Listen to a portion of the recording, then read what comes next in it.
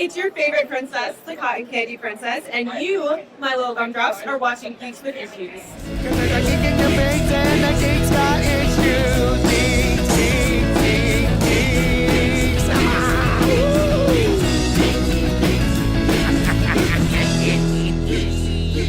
Geeks. Hey, true believers, and welcome to yet another episode of Geeks With Issues 20XX, brought to you here from the new Basement of Dreams. I guess it's the Basement of Dreams now, because it's been new for over a year, so it's safe to call it the Basement of Dreams now. Yep. Here in the studios at Gateway Collaborative Media, we have another exciting episode to share with you, but before we begin, allow me to introduce to you your geeks. To my far right and your far left, the amazing Andy. Hello? In the center, our chief technologist, Ogre. Hello? And I, your friendly neighborhood geek master, M. Tuck. Let's start off with a topic from Andy. So my topic is about nerd fashion. From fanny packs to Fitbits, cargo pockets to pocket protectors. There are a lot of nerdy things fashion-wise, and I'm curious as to what ways being a nerd has shaped your fashion choices and fashion sense. No idea. None at all. None. Okay, I'll stop.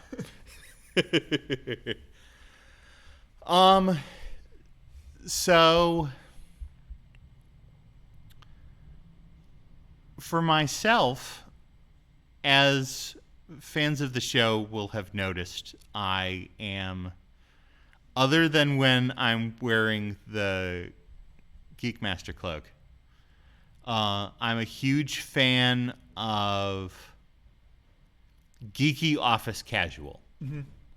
So lots of polo shirts, Yep. just because that's what I'm comfortable in, but geeky polo shirts. Right. So Trek emblem.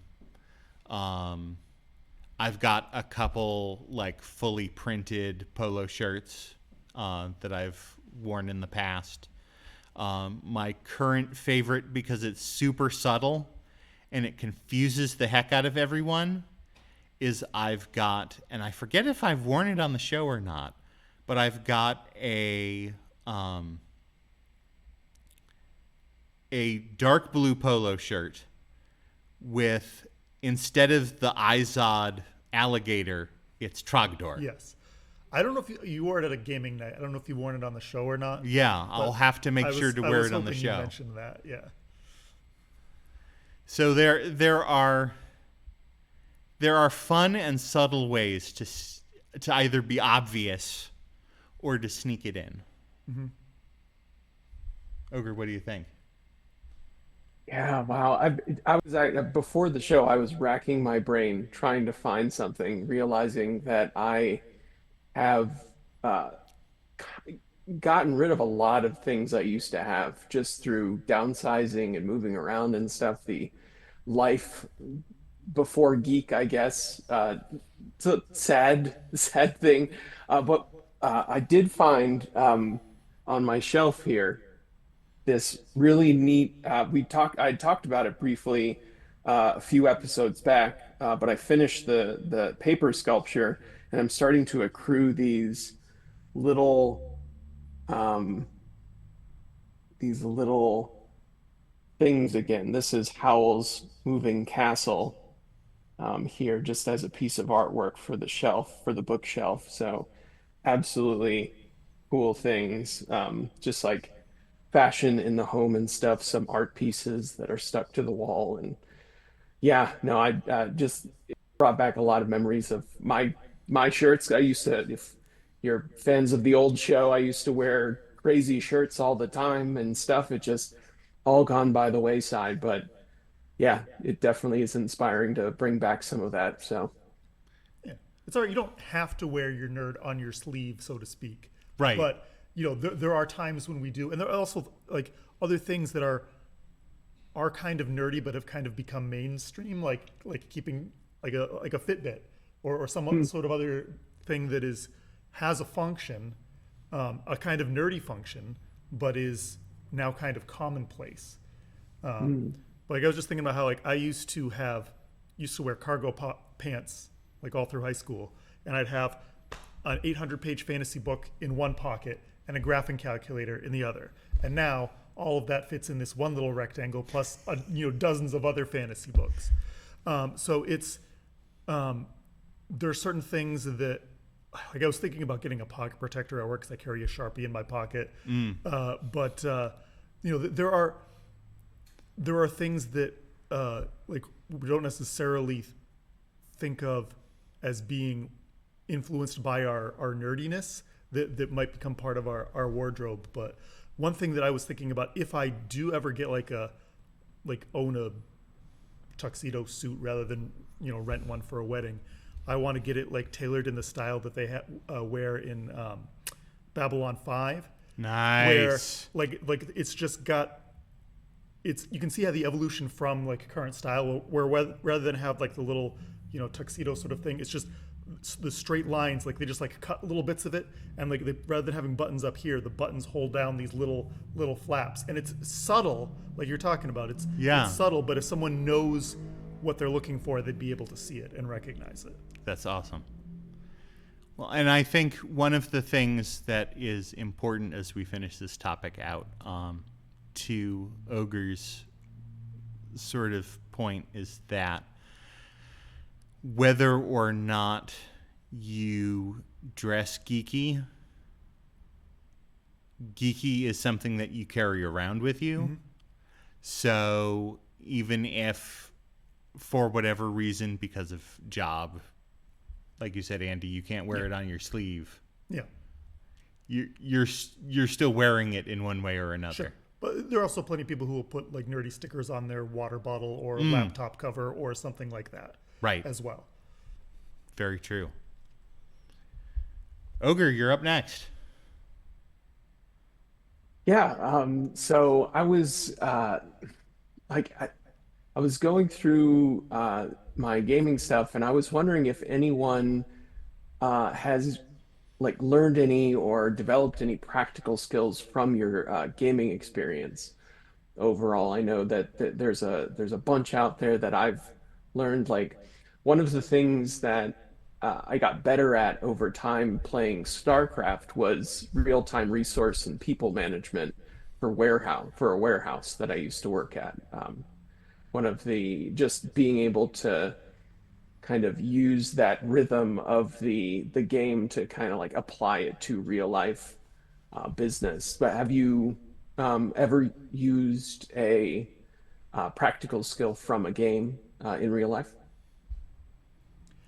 So yeah, similar to what you said, Ogre, I've played similar games like either real-time strategy games or factory management games, and that has helped quite a bit working in a pharmacy where it's assembly lines and trying to identify bottlenecks. It's like, okay, we need to put an extra person here to get that resolved. That's a big thing that I noticed. And also like inventory management in terms of like games like Tetris or even like Diablo 2 or other stuff like that, where you've got to sort of figure out how to fit these things in, is great for packing, although Boy Scouts taught us a lot about that as well. But so those are two areas that I like identified like right off the bat as things that video games have helped teach me.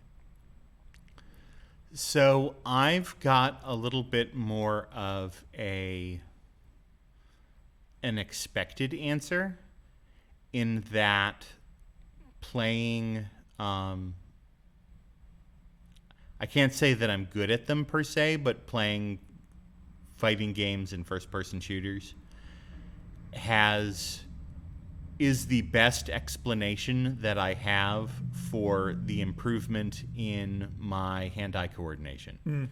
Because as a little kid, I was absolutely miserable at hand-eye coordination. The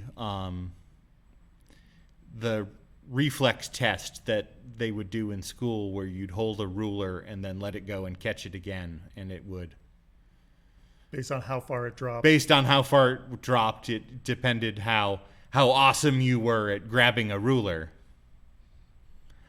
I was always terrible at that because my reaction time was just lacking. Whereas as an adult, I'm catching things that fly at my head and dealing with things that happen in the home environment with a reaction time that, like, middle school aged me grabbing at that ruler would have killed for. Mm-hmm. I'm sure I'm still terrible at grabbing a ruler, but there is something to say about the connection of hand-eye coordination and connecting your eyes and your brain and your body movements and those sort of twitch skill games. I remember reading about how like people who play like first-person shooters are way better at like balance and stuff while moving backwards because you back up often just with like the WASD keys compared to people who don't do first-person shooters. Interesting. That's a good point.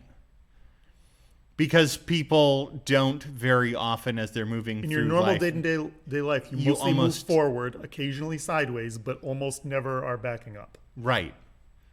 Interesting. So now you've learned that if you're a FPS gamer, backing up is now a skill that you've gained from your gaming experience. Yeah. Interesting. I think that might have even correlated with like being able to drive better, like backing up if you've played first-person shooters compared to people who didn't. Oh, okay. But another thing I thought of just now is playing EVE Online has given me a better understanding of how like stock markets and stuff work, because like everything that you buy in that game is player made. Right. So, like if you're going to assemble something, you got to figure out like, okay, like is it cheaper to buy this myself, or make this myself, or buy it from somebody else based on what the EVE Online stock market is saying, and just reading spreadsheets and stuff in general is a skill that I think I learned from computer games first before having to do it for work or other related purposes. Nice.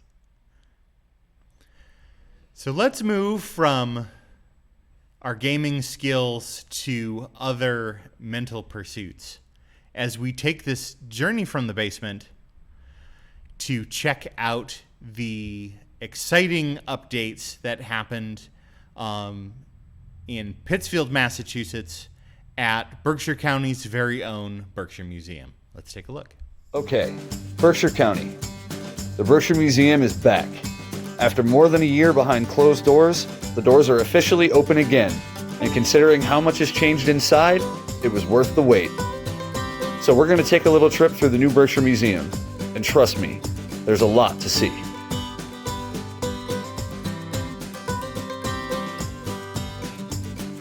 But before we check out what's new, let's go back, way back, 1903 to be exact.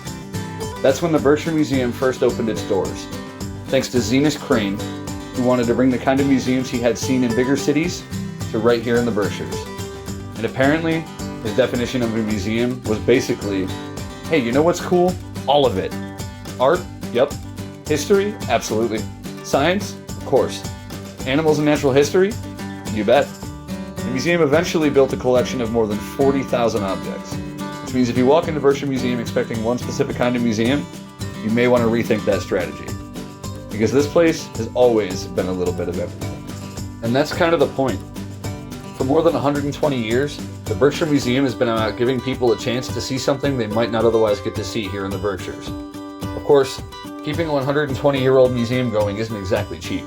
Over the years, the museum faced some serious financial challenges, eventually leading to one of the most controversial periods in its history. In 2017, the museum announced plans to sell artwork from its collection to raise money for its future. And yeah, people had opinions. A lot of opinions.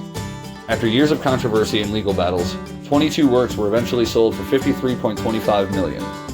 Whether you agreed with the decision or not, it marked a huge turning point for the museum. The question became, how do you take an institution that's been around since 1903 and make sure it survives another 100 years?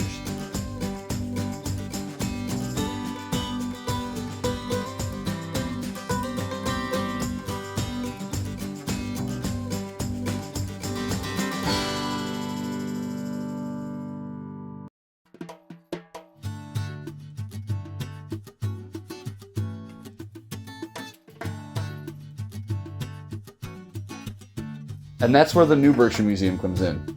The museum closed in January of 2025 for a massive first floor renovation.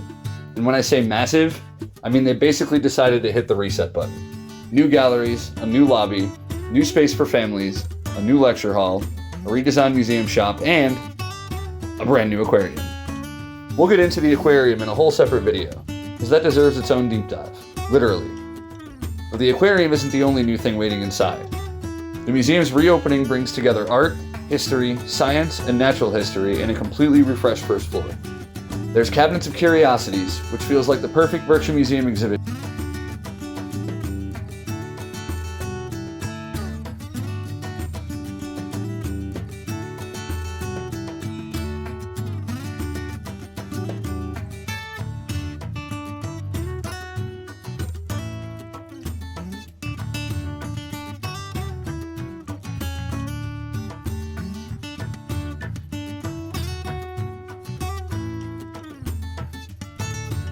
There's also Voices of Rebellion, looking at Berkshire County's connection to the American Revolution as part of the country's 250th anniversary.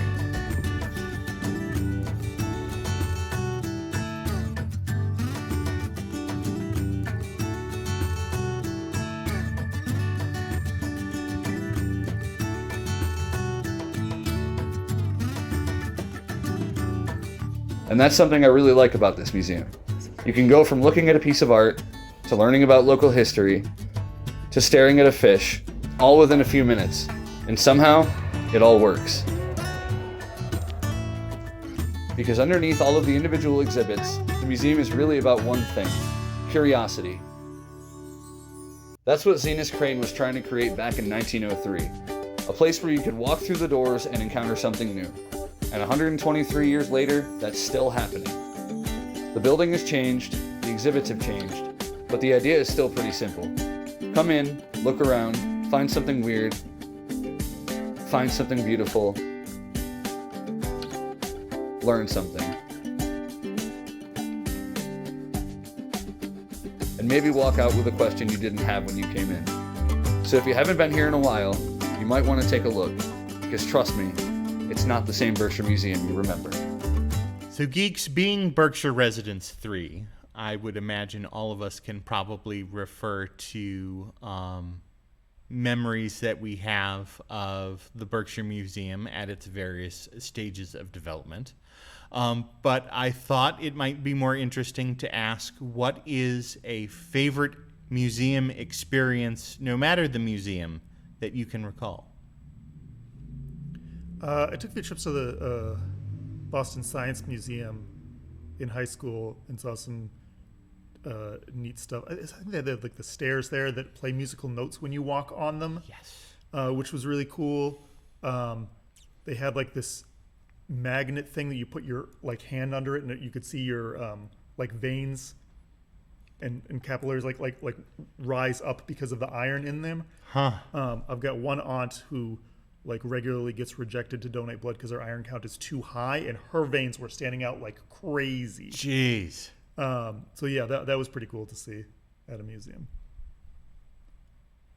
Yeah, it was another semi-local one here, the Clark Art Institute. I remember when I was going to art school, I wanted to go to. I was the one saying, "Let's go to Boston," because the Clark Art is something you go to yearly if you live in the area. So, but we ended up going there, and oddly enough, I knew at the time the curator. So because I knew him, and I actually how I knew him wasn't through art. It was because I sold him a camera when I was working at Best Buy, and we like had a great time doing that. And we ran into each other on this trip, and he took us around the entire museum, the class. That wasn't on his agenda, but because we were doing that, so we got like a personal kind of tour with the curator of the Clark Art Institute. This was like 10, 15 years ago, but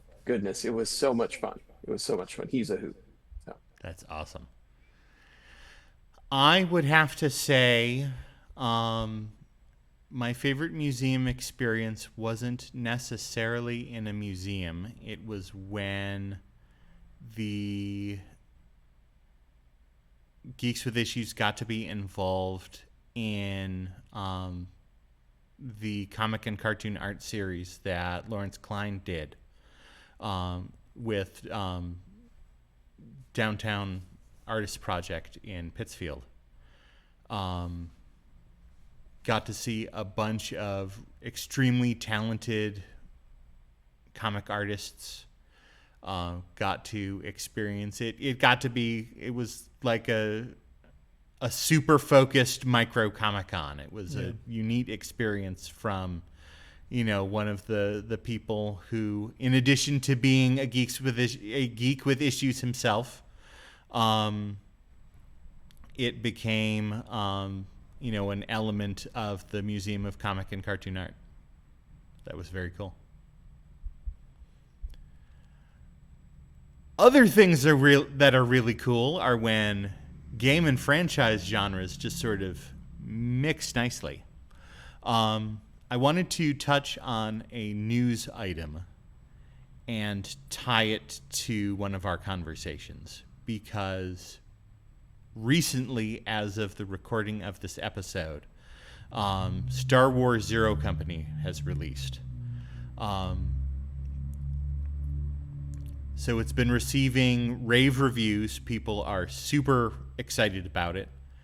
It is a melding of the Star Wars universe, starting at the end of the Clone Wars, but the game mechanics are very obviously based on the modern iteration of XCOM.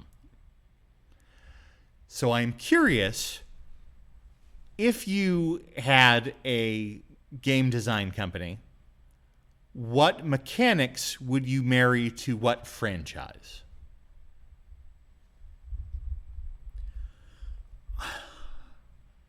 I don't know. One thing, a game that I have to say I really liked that sort of is in that same vein is Shadows of Mordor, which was basically a Lord of the Rings game with Assassin's Creed style gameplay of sneaking around in stealth and assassinating and all that sort of stuff like that. I'm not sure what games I would want to mash up necessarily. Ogre, in the Lord of the Rings kind of thing as well, I was thinking a Lord of the Rings RTS would be great, but War of the Ring was created back in early 2000s, and that was technically a Lord of the Rings RTS.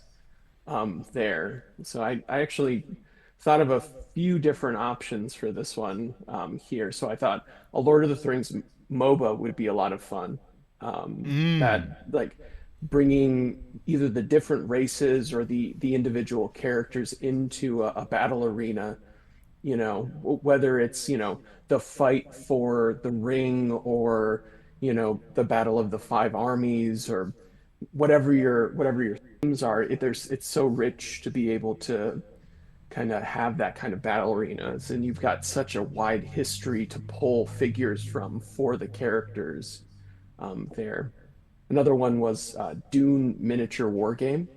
So take the Dune franchise and create Warhammer 40K. Yeah, that would but be with good. Dune, so sandworms and everything. Yeah, there's a lot of interesting would be- factions to pull from for that too. Yeah, Because you get House Atreides, House Factions. Harkonnen, the Fremen, the Empire. Depending on how far into you're going, you can do the Bene Tilax and all sorts of other stuff like that. Yeah, you could do the prehistory with the oh gosh, what do they call Butlerian it? Jihad, the machines and Yeah, stuff. yep. Yeah. All of that you can play into.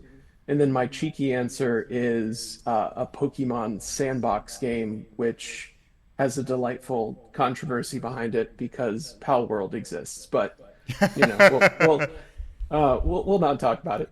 Yeah. I've been struggling to come up with a good answer to my own question because a lot of really good game franchise mashups have already sort of been done in one way or another. Like ones that actually exist there's a Gundam fighting game. It's super obscure, but it exists. There's a Power Rangers fighting game. Less obscure, but exists. There are a bunch of turn-based strategy variations on the Warhammer franchise. Yeah. Including its very own, XCOM with the Grey Knights and Chaos Gate Demon Hunter, I think it is. Okay. Yeah, Warhammer's got a lot of there's the Total Warhammer, the Warhammer Total War right crossover game. A bunch of good stuff. All right, I think I've got one as we run out of time.